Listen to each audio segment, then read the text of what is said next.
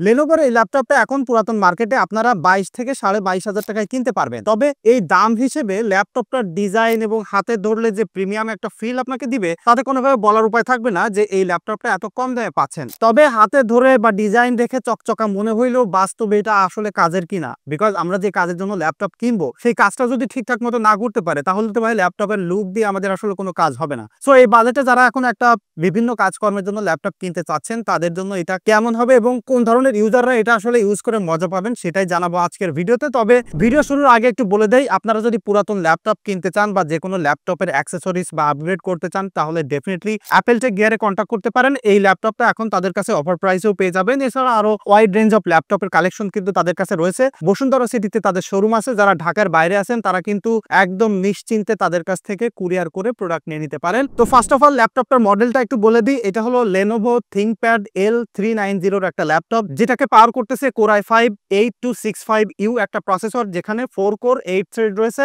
এবং এটা সর্বোচ্চ ক্লক স্পিড হলো 3.9 GHz। এর সাথে কিন্তু আপনারা 8GB র্যাম পেয়ে যাচ্ছেন। তো আপনি চাইলে সেটা আবার আপগ্রেডও করে ফেলতে পারবেন, আরো 8GB লাগাই নিতে পারেন। আর 256GB NVMe SSD রয়েছে, আর এর সাথে কোনো প্রকার ডেডিকেটেড গ্রাফিক্স প্রসেসর নাই। তবে এই ল্যাপটপটার যে পারফরমেন্স এখন আছে 4 কোর 8 থ্রেড দিয়ে, সেটা আপনি নরমালি ব্যবহার করতে গেলে, লাইক যদি অফিসিয়াল কাজকর্ম করতে চান, সেটা যে কোনো ধরনের অফিসিয়াল কাজকর্ম হতে পারে। এবং আমরা সবাই কম বেশি এখন জানি যে most of the laptop like প্রসেসরের দিক থেকে ম্যাচিউর হয়েছে। আমরা যেসব অফিসিয়াল কাজকর্মগুলো করি, লাইক 90% ক্ষেত্রে আসলে এই ল্যাপটপটা খুবই ভালোভাবে আসলে কাজ করে দিতে পারবে। আর যারা আসলে বেশি মাল্টিটাস্কিং করেন, লাইক বেশি ব্রাউজার ওপেন করে রাখেন, একটা অ্যাপস ওপেন করে রাখা আর একটা অ্যাপ দিয়ে কাজ করেন, সেক্ষেত্রে আমি বলবো যে আপনারা এইটার সাথে আর একটা 8GB র্যাম লাগাই নেবেন, তাহলে আরো বেটার পারফরমেন্স পাবেন। এবং আপনি চাইলে গ্রাফিক্সের কাজকর্মও কিন্তু এটাতে করে ফেলতে পারবেন, লাইক বিভিন্ন ধরনের পোস্টার ডিজাইন করা, ব্যানার ডিজাইন করা, লোগো বানানো, সেই কাজগুলো কিন্তু এর সাথে করে ফেলতে পারতেছেন। তবে যারা হেভি ইউজার, লাইক ডেডিকেটেড কোনো কাজকর্ম করেন, লাইক প্রচুর পরিমাণে গেমিং করতে চান, ভিডিও এডিটিং এর মতো হেভি প্রসেসর বা জিপিইউ ইন্টেন্সিভ ওয়ার্কগুলো করতে চান, তাদের জন্য এটা তো আসলে ঠিক না। এবং আমার কাছে মনে হয় যে যারা আসলে ওই ধরনের কাজকর্মগুলো করবেন, তারা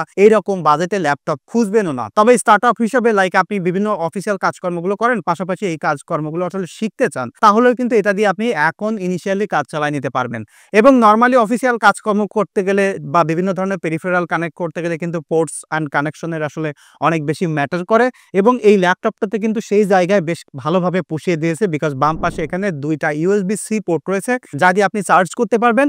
আর USB-C পোর্ট দিয়ে এখন বিভিন্ন ধরনের কিন্তু ডঙ্গল আমরা কানেক্ট করতে পারবো বা বিভিন্ন ধরনের পেরিফেরাল কানেক্ট করতে পারবো ফাস্ট ডাটা ট্রান্সফারের ক্ষেত্রে। আর এর পাশে কিন্তু একটা USB পোর্টও রয়েছে এবং এখানে ফুল সাইজ একটা HDMI পোর্ট আছে। অফিসিয়াল কাজকর্মের পাশাপাশি যারা আসলে প্রেজেন্টেশন বা বিভিন্ন ধরনের প্রজেক্টর আউটপুট করতে চান, বা যারা গ্রাফিক্সের কাজকর্ম করার জন্য এক্সট্রা মনিটর আউটপুট করতে চান, তারা ডেফিনেটলি এখান থেকে করে ফেলতে পারতেছেন। আর এটা ডান পাশে কিন্তু এখানে আপনারা পাওয়ার বাটন দেখতে পাচ্ছেন। আর তারপরে কিন্তু 3.5mm এর একটা হেডফোন জ্যাক আছে, মাইক্রো SD কার্ডের স্লট আছে এবং একটা USB পোর্ট রয়েছে। সো এখানে কিন্তু অনেকগুলো পোর্টস আপনারা পেয়ে যাচ্ছেন। তবে এখানে আপনি হয়তোবা বলতে পারেন, ভাই ইথারনেটের পোর্টটা কই? ইথারনেটের পোর্ট এখানে নাই, তবে আপনি এটাতে ওয়াইফাই, ব্লুটুথ সব ধরনের কানেকশন পেয়ে যাচ্ছেন। সো ওয়্যারলেস পেরিফেরাল কানেক্টের পাশাপাশি ইন্টারনেটের ক্ষেত্রেও কিন্তু কোনো প্রকার কানেকশনের ইস্যুস আপনি পাচ্ছেন না। এবং এটার বটমে কিন্তু এখানে দুইটা স্পিকার দেখতে পাচ্ছেন, এটা খুবই ভালো সাউন্ড প্রডিউস করে। আর এটার এক্সজস্ট হলো এই উপরের পাশে। সো পোর্ট সিলেকশনের পাশাপাশি এটা যে ডিজাইনটা আছে, আমার মনে হয় যে ডিজাইনটা মোস্ট অফ দা ল্যাপটপ যারা আসলে কিনতে যাবে, তাদের দেখলে এটা পছন্দ হবে, বিকজ থিংকপ্যাডের ডিজাইনটা আসলে এই টাইপের হয়ে থাকে। দেখেন এখানে থিংকপ্যাডের লোগো রয়েছে, এখানে কিন্তু আবার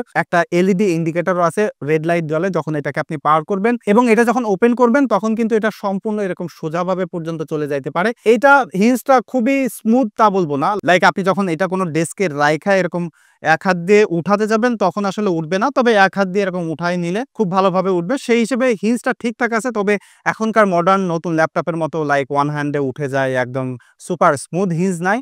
তবে এটার বিল্ড কোয়ালিটি খুবই সুন্দর আছে। এখানে কিন্তু প্লাস্টিক এবং ম্যাগনেসিয়াম অ্যালয় ব্যবহার করা হয়েছে, অর্থাৎ এটার বিল্ড ম্যাটেরিয়াল এবং বিল্ড কোয়ালিটি খুবই সুন্দর আছে। জাস্ট এটা ধরলে এবং যখন আপনি এরকম বেন্ড করবেন তখন বুঝতে পারবেন যে খুবই ডিউরেবল একটা জিনিস, এবং লম্বা সময় ধরে ব্যবহার করতে গেলেও আমার কাছে মনে হয় যে সলিড একটা জিনিস হবে এটা। এবং এটার যে কিবোর্ড আছে সেটা কিন্তু খুবই প্রিমিয়াম আছে এবং এর সাথে কিন্তু ব্যাকলাইট সাপোর্ট করে। তবে আমি যে ইউনিটটা ব্যবহার করতেছি এটাতে আমি ব্যাকলাইট পাইনি। আর এখানে যে টাচপ্যাডটা দেখতে পাচ্ছেন, এটাতে সব ধরনের জেস্টার, মডার্ন জেস্টার সাপোর্ট করার পাশাপাশি এখানে এখানে ডেডিকেটেড কিপ্যাড রয়েছে আর তার সাথে একটা জয়স্টিকও রয়েছে। ওভারঅল কাজকর্ম করতে গেলে লাইক আপনি এক্সটার্নাল মাউস কিবোর্ড ব্যবহার করবেন না, তারপরেও কিন্তু এটা কাজ করে ফেলতে পারবেন। আর যারা ওয়্যারলেস কিবোর্ড মাউস ব্যবহার করবেন তারাও কিন্তু ব্লুটুথ দিয়ে এটা কানেক্ট করে ফেলতে পারবেন। আর উপরে কিন্তু এখানে একটা ওয়েবক্যাম দেখতে পাচ্ছেন, যার পাশে আবার মাইক্রোফোন রয়েছে, অর্থাৎ কথাবার্তা বলতে গেলে জুম মিটিং করতে গেলে এটা দিয়ে আপনি করে ফেলতে পারবেন। আর যে ডিসপ্লেটা দেখতে পাচ্ছেন এখানে কিন্তু 13.3 ইঞ্চির একটা ডিসপ্লে রয়েছে, যেটার প্যানেলটা হলো আইপিএস এবং এটাতে এন্টি রিফ্লেকশন কোটিং রয়েছে, অর্থাৎ ব্যাকলাইট পড়লেও খানিকটা এটা অ্যাবজর্ব করতে পারে, খুব বেশি আসলে রিফ্লেকশন আসে না। এবং ডিসপ্লেটার ভিউইং এক্সপিরিয়েন্স খুবই ভালো আছে, লাইক 13.3 ইঞ্চি তো, সো পিক্সেল ডেনসিটি ভালো থাকার কারণে যে কোনো কিছু দেখলেও খুব ক্রিস্পি লাগে। তবে যারা আসলে গ্রাফিক্সের কাজকর্ম করবেন তাদের জন্য ডিসপ্লেটা একটু ছোট মনে হতে পারে, সেক্ষেত্রে আপনি চাইলে কিন্তু এক্সটার্নাল ডিসপ্লে আউটপুট করতে পারতেছেন। তবে ডিসপ্লেটা ছোট হওয়ার কারণে হয়েছে কি, ল্যাপটপটা খুবই ছোট কম্প্যাক্ট সাইজের, লাইক যে কোনো ব্যাগে আপনি ফিট ইন করতে পারবেন এবং ক্যারি করতে গেলে খুব এক্সট্রা হ্যাসেল আপনার কাছে মনে হবে না, যে কারণে খুবই ছোটখাটো এবং কম্প্যাক্ট একটা ল্যাপটপ যারা খোঁজেন তাদের জন্য কিন্তু এটা দারুণ হবে। এবং সেই সাথে ডিসপ্লের ভিউইং এক্সপিরিয়েন্স, পাশাপাশি সাউন্ড কোয়ালিটিও ভালো আছে, মুভি টুভি দেখতে গেলেও কিন্তু ভালোভাবে এটাতে আপনি এনজয় করে ফেলতে পারবেন।